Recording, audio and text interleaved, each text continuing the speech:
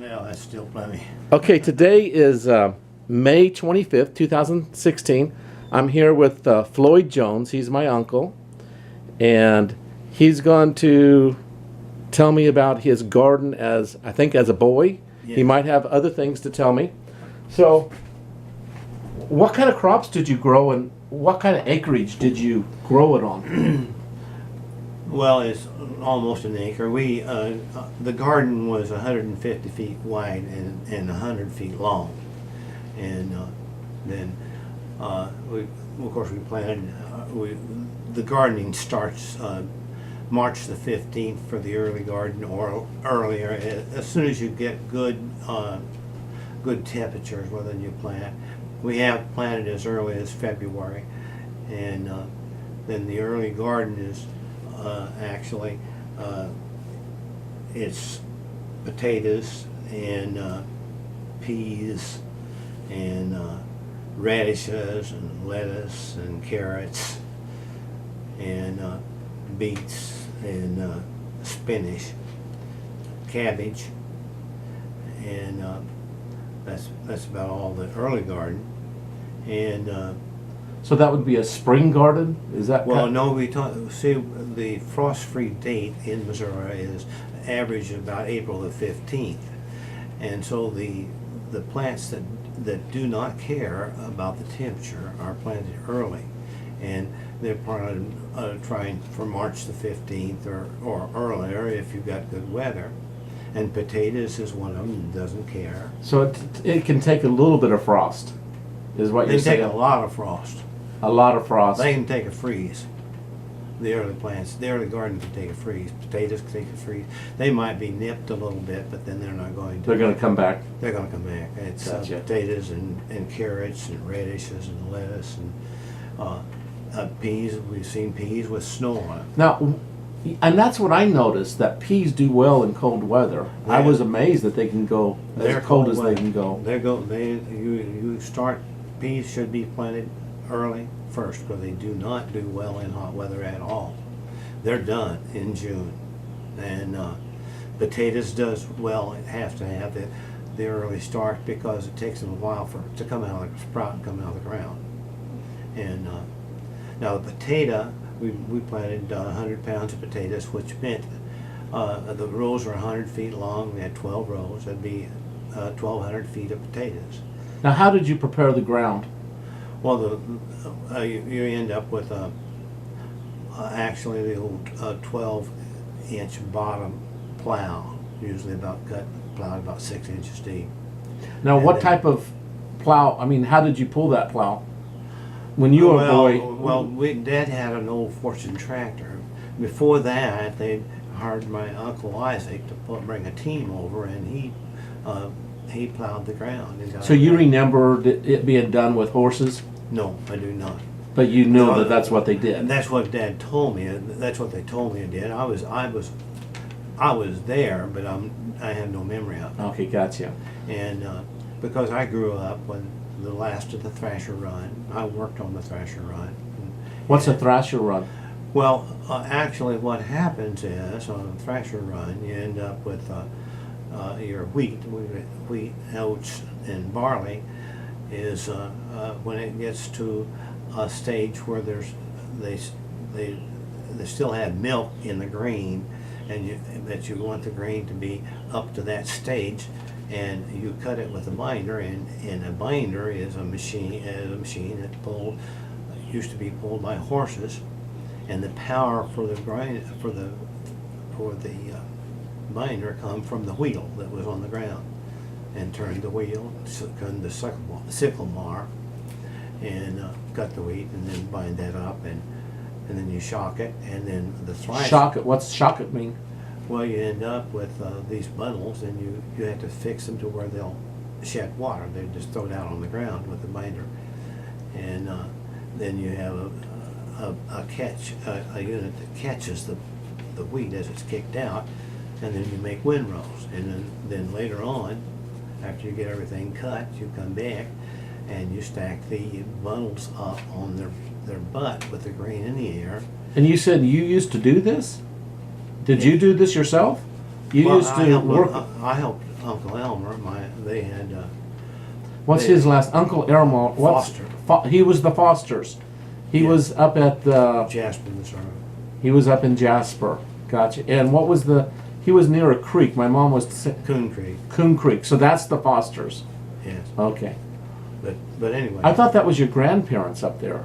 Oh, one of his Well, sons they took it was, over. but by the time we was there, actually, my grandfather had moved to near the town of Jasper and off the farm. And your uncle, one of you. Elmer was one still on the farm, Gotcha. farming the ground, and then he farmed. And that evidently was a large farm, is what Mom was saying. I think it's 160 acres. 106. Okay. I think she was saying almost. The section land, which was Right. No, Almost. it wasn't a section of land. Almost a section, which was, what is that, 640 acres. Yeah. I think she was saying around 600. I go, wow, that's almost a square mile. But 160 acres is still a lot of land. Yeah. If you're farming by hand. yeah, it's you're, tremendous you're amount. with a horse. Yeah. And with a team and so on. But, So, but well, that's amazing. So you actually did work with the thresher with at Uncle Aramo, the farm, the Coon Creek farm. You actually Well- did work up there some. I rode the binder for 50 cents a day. Okay. And tripped it. I lived up there with them, and then I got 50 cents a day. You know, which I thought was quite a bit of, for me. What time? What year? What years was that? What time? What year? About time frame? You know, between 1930 to 1940. Well, I was probably about 12 years old, so we ended up with somewhere in the 40s, somewhere in there. So in the 40s, they were still using horses up at the farm. No, they were not using horses at the farm. Their horses were used some intermingled with it, but they had a John Deere tractor. Okay, I missed that. They used, and that's what pulled the binder. Gotcha. I heard you talking about pulling the binder, and I thought initially we were talking about horses, and Well, I kind of missed it. well, that what- it was being pulled by John Deere. Originally, the binder was pulled by horses, a 3-team hitch. Did you ever work with horses in the binder? Okay, never. Okay. If the that's why they had to have somebody ride the binder, because if you had the team, the guy would be a one-man operation with 3 horses, and he'd sit there and move the wheel up and down, caught the wheat and pulled it back into the canvas and handle the wheat, and then the sickle bar, you wanted to make sure that you're getting long enough cut on the wheat to where you'd have a good bundle. So you had to maneuver the sickle bar up and down, and the binder wheel was the main thing. So you wanted to pull the grain back over and lay it down on canvas. How many summers do you think you did that? That you worked up there on the farm? Every summer for a long time, or No, over just a few? 3 or 3 or 4. 4, something like that. Well, that's quite an experience, though. That's still. So wow, But that could have been a whole video. In fact, this video is almost. I was kind of thinking garden, but working at the Foster Farm up at near Jasper, that's quite a story. Wow, that's amazing. Well, I would like to ask you about that John Deere tractor. What, if you can remember the model or the horsepower or the cylinders? Any Well, information? it's a single cylinder.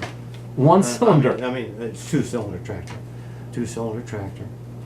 And it started by it had a flywheel on it that you could reduce the compression.